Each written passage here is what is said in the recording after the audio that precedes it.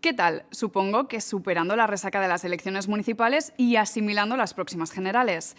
Esta semana en Arte hablamos de eso, de las elecciones generales. También ponemos el foco en la salud mental de los jóvenes, con el testimonio de Nico. No te vayas, que empezamos.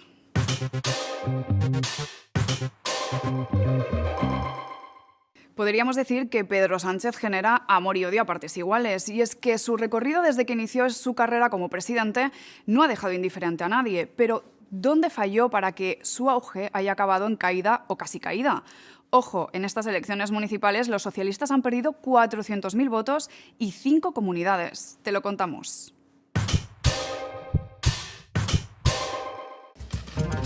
La de Pedro Sánchez es la historia del meteórico ascenso de un joven socialista hasta la presidencia del gobierno español. También es la historia de un líder político que se ha visto obligado a hacer concesiones que le han costado muy caras. Junio de 2018, la moción de censura presentada por Pedro Sánchez derrumba al gobierno conservador de Mariano Rajoy. El secretario general del Partido Socialista es nombrado jefe de un nuevo gobierno con ambiciones progresistas, representación paritaria y proeuropeo. Prometo por mi conciencia y honor cumplir fielmente las obligaciones del cargo de presidente del gobierno, con lealtad al rey. Junto a Unidas Podemos, Pedro Sánchez reaviva la esperanza de una alianza de izquierdas abierta al resto del mundo. Un mes después, acoge con los brazos abiertos al Aquarius, rechazado por otros países europeos, con 630 migrantes.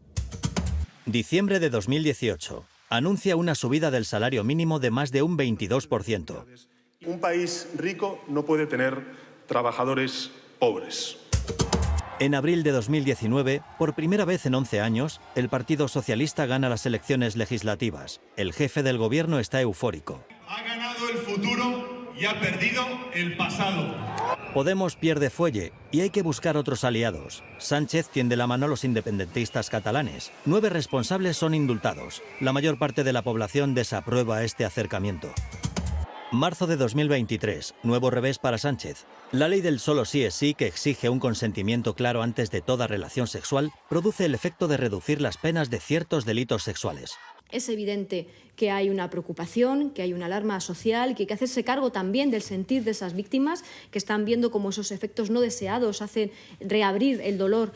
En mayo de 2023, los resultados de las municipales y autonómicas caen como un jarro de agua fría en el PSOE. Sánchez se la juega, anuncia legislativas anticipadas y habla del regreso de la derecha dura. Hay que aclarar si quieren un presidente del gobierno de España al lado de Biden o de Trump, si quieren un presidente del gobierno del lado de Lula o de Bolsonaro. El Partido Socialista lo aprueba, pero ¿y los españoles? La respuesta, el 23 de julio. El anuncio de Pedro Sánchez sobre adelantar las elecciones generales no solo ha sorprendido en España, también fuera. Países como Francia, Alemania o Reino Unido ponen el ojo sobre lo que está pasando en España y se preguntan qué ha llevado a Pedro Sánchez a tomar esta decisión y cuál es la estrategia detrás de este adelanto. Sin quitar un ojo al avance de la ultraderecha en España y al debacle de la izquierda, nuestra periodista Mari Bolinches nos da más detalles.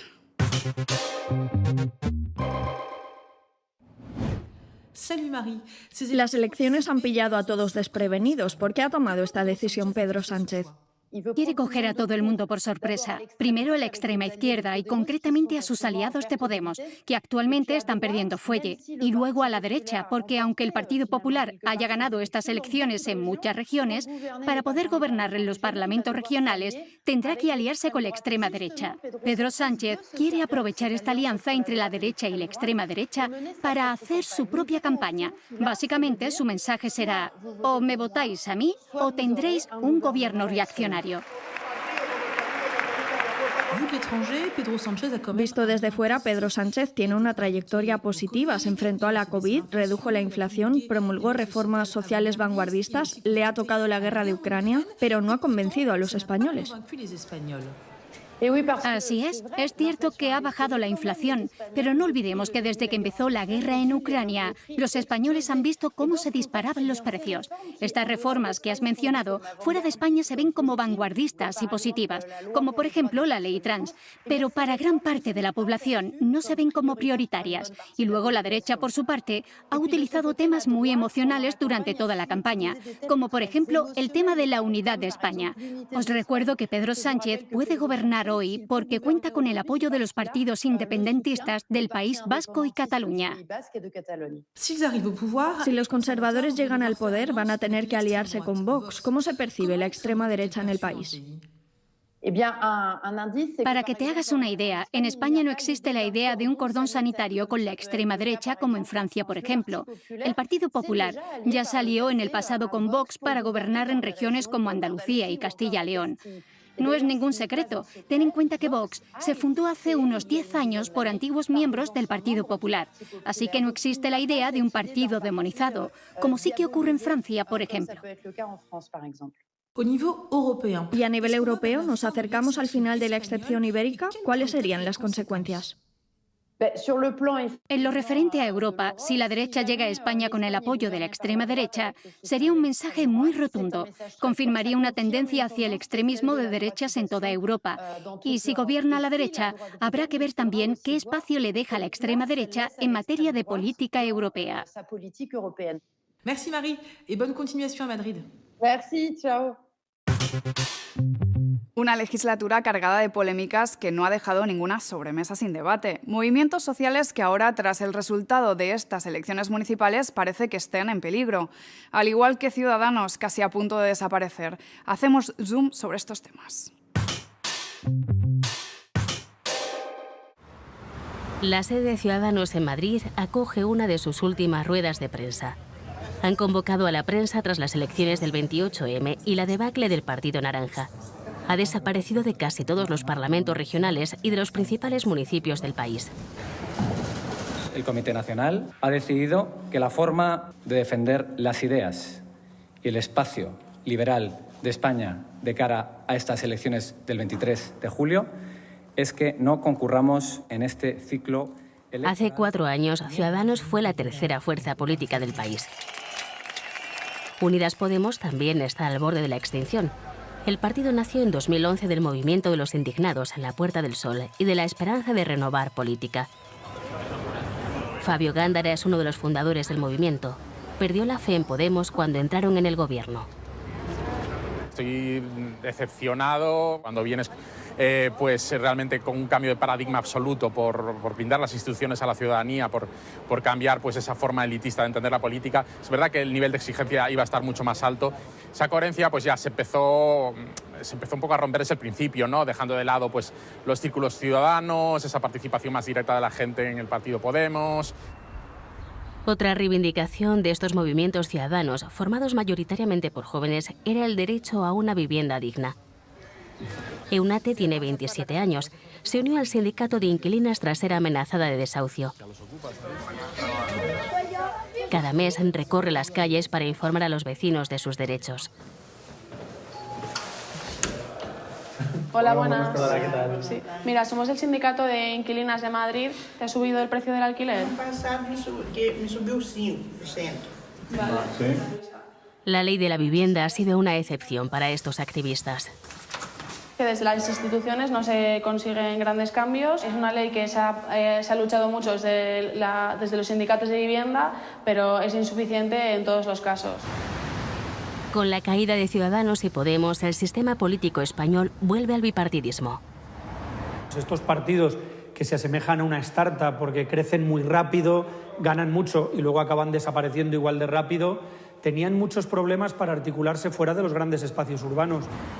A Unidas Podemos le tocará decidir si negocia con Sumar, la coalición de partidos de izquierda, para sobrevivir a las elecciones del 23J. En España es la principal causa de muerte no natural entre los jóvenes de entre 15 a 29 años. La salud mental preocupa y mucho. Tras la pandemia, el 35% de los jóvenes españoles mostraron síntomas de depresión. En Francia y en Bélgica, la depresión en los más jóvenes se ha duplicado en los últimos años. Lo vemos en detalle.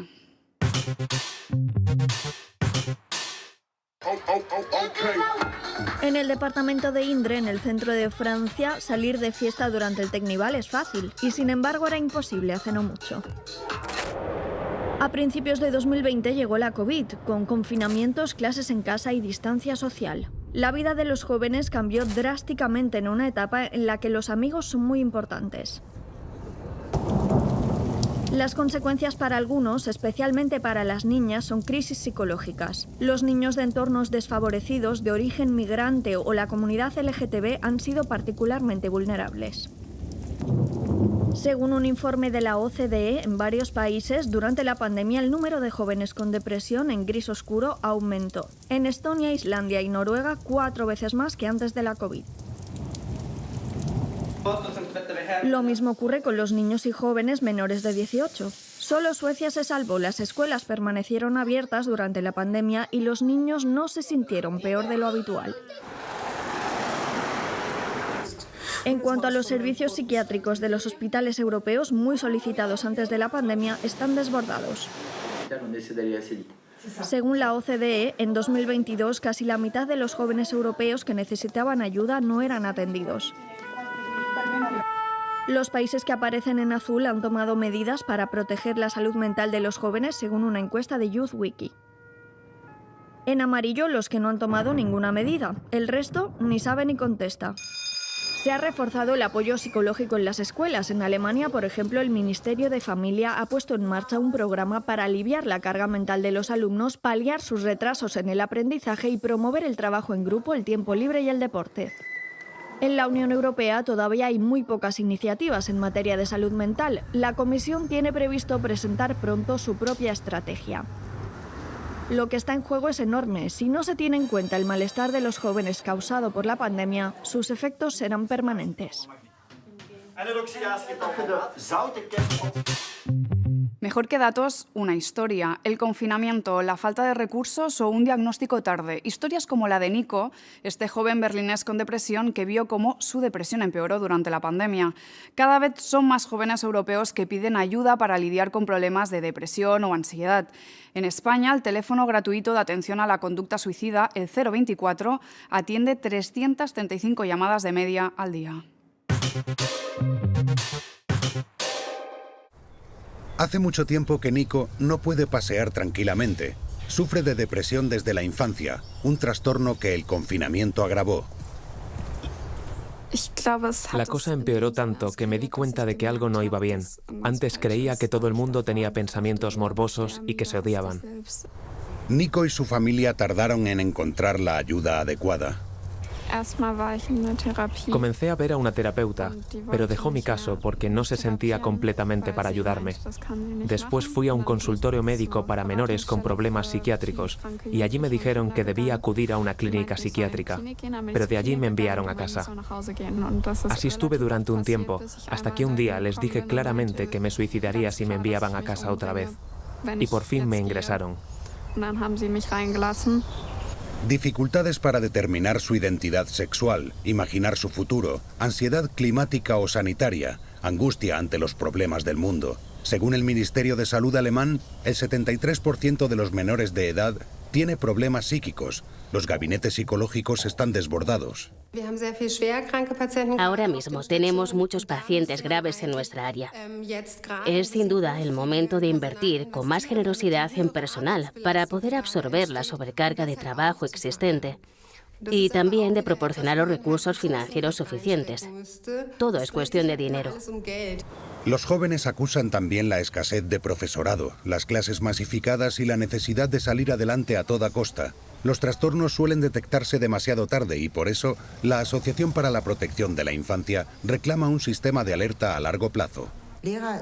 La misión del profesorado no es diagnosticar la salud mental, ni somos un servicio especializado. Podemos apoyar al profesorado cuando detecta algo anormal en sus alumnos o cuando creen que algo no va bien. Cuando dicen, algo le pasa, ya no quiere venir a clase. Tenemos que recurrir a los medios disponibles. El gobierno alemán ha adoptado recientemente un plan de apoyo para la salud mental de los menores. Por desgracia, es una medida a corto plazo. Tras su ingreso en la clínica, Nico por fin está mejor. Está preparando su examen de acceso a la universidad y trabaja en una tienda de golosinas.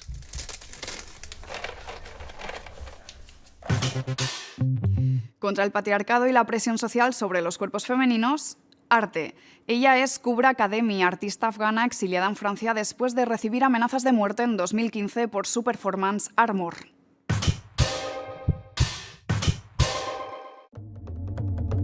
el cuerpo femenino protagoniza la obra de la artista afgana Kubra Khademi. Pero cuando crea, se basa ante todo en sus propias experiencias. Todo lo que tiene que ver con el cuerpo femenino, con mi propio cuerpo, es motivo de reflexión. En Afganistán, mi país de origen, la cultura y la política están impregnadas de patriarcado. Por eso el cuerpo femenino es un asunto muy politizado.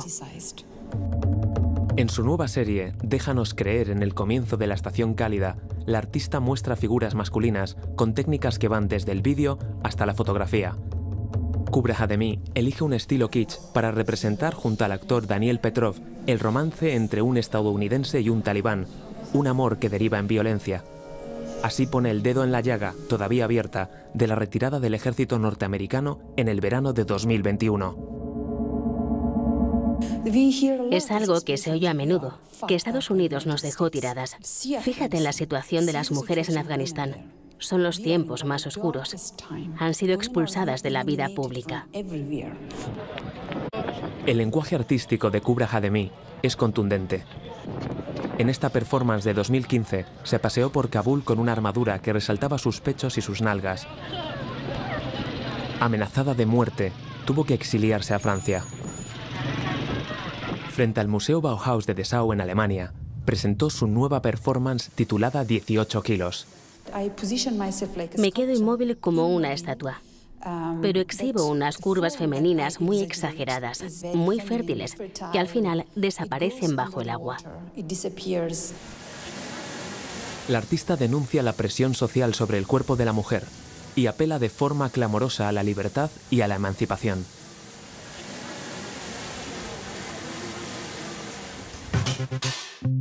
Antes de despedirnos, te recuerdo que en la app y en la web arte.tv encontrarás un montón de documentales, películas y series en español. Cultura gratis, vaya, por si todavía no lo habéis descubierto. Volvemos la semana que viene. Hasta pronto.